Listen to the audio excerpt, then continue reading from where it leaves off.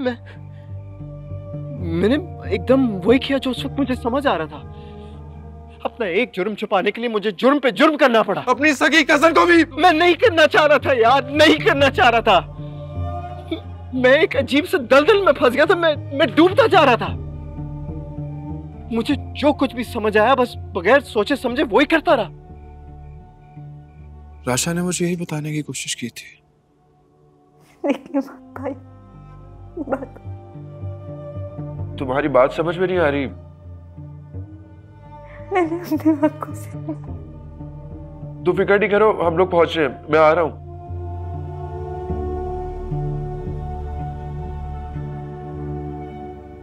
Hello Imad भाई, राशा को होश आ गया। उसने आंटी के नंबर से कॉल की थी, लेकिन कुछ समझ में नहीं आ रहा था क्या कहना चाह रही है। तुमसे क्या बात हुई उसकी? बस बार बार यही कह रही थी कि उसने सब कुछ अपनी आंखों के सामने होते हुए देखा है। Oh my God, seriously? अच्छा चलो ठीक है, मैं रास्ते में हूँ, तुम भी पहुंचो। वैसे कितनी दूर हो तुम? बस मैं निकल रहा हूँ घर से। बस चलो ठीक है, मैं भी आधे घंटे तक पहुंच जाऊंगा। Okay okay okay bye.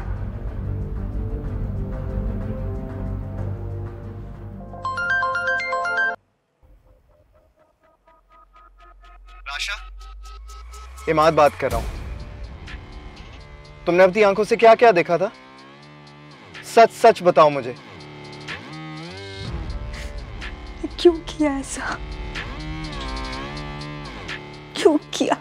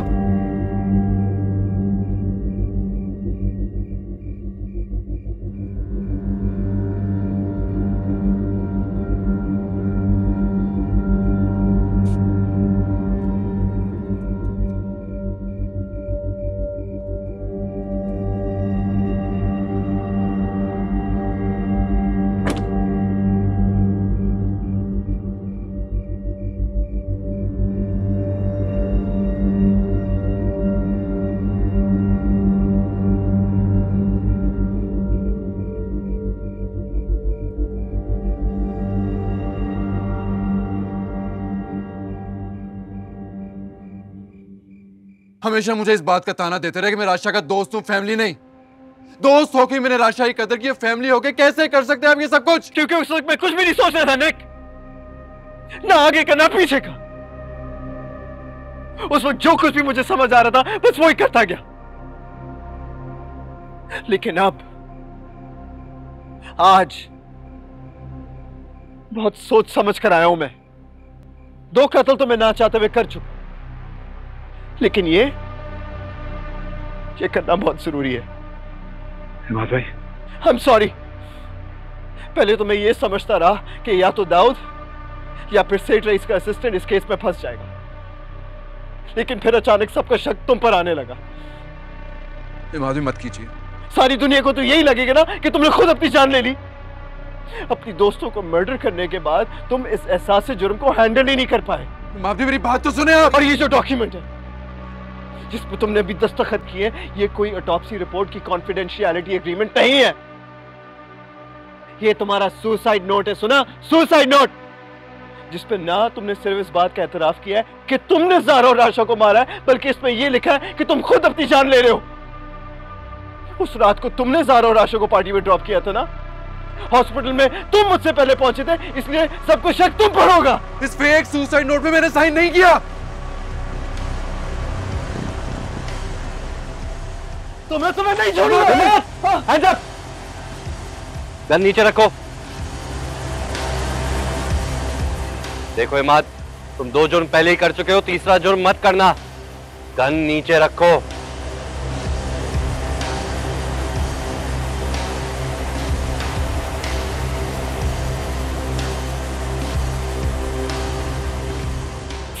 Arrest him.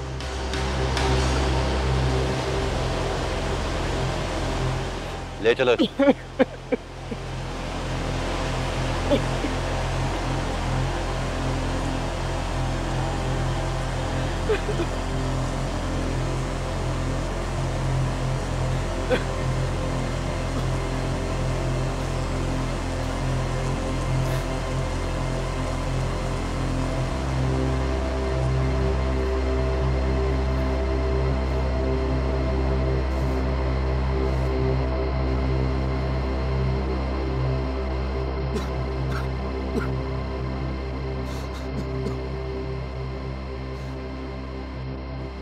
Dawood, Dawood मेरी बात सुनो। देख, मैं जानता हूँ कि मैंने बहुत गलत किया था तुझ पे गोली चला के। मैं तुझसे सॉरी कहने के लिए आया हूँ। तूने बिल्कुल ठीक किया था मेरे खिलाफ एफआईआर कटवा के। Dawood, I need your help.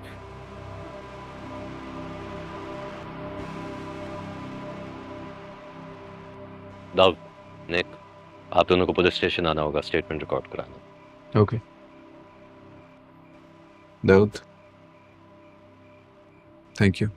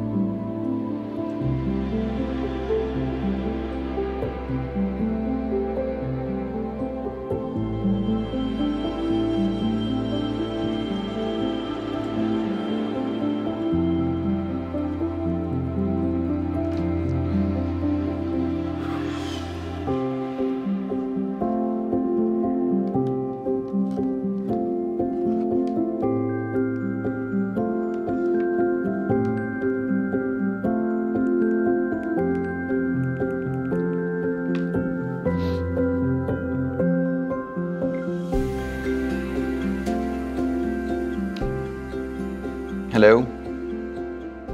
2 दिन से मेरा इंस्टाग्राम उन विक्टिम्स के मैसेजेस से भरा हुआ है जिनको ज़ारा की बहादुरी की वजह से खुद अपनी आवाज उठाने का हौसला मिला।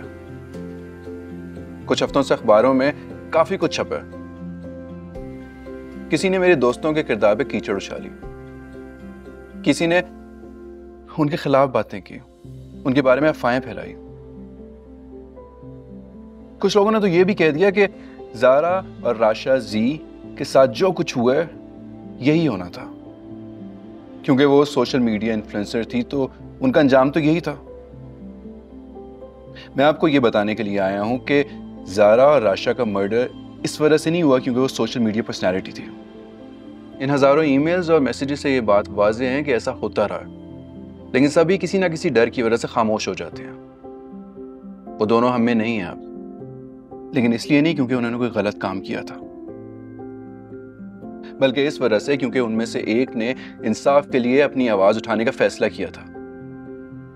और इसी सोशल मीडिया स्टेटस की वजह से आज ये बात दुनिया के सामने है। ज़ारा की तरह के बहुत से विक्टिम्स को भी आज आवाज मिली है, अब मिलती रहेगी।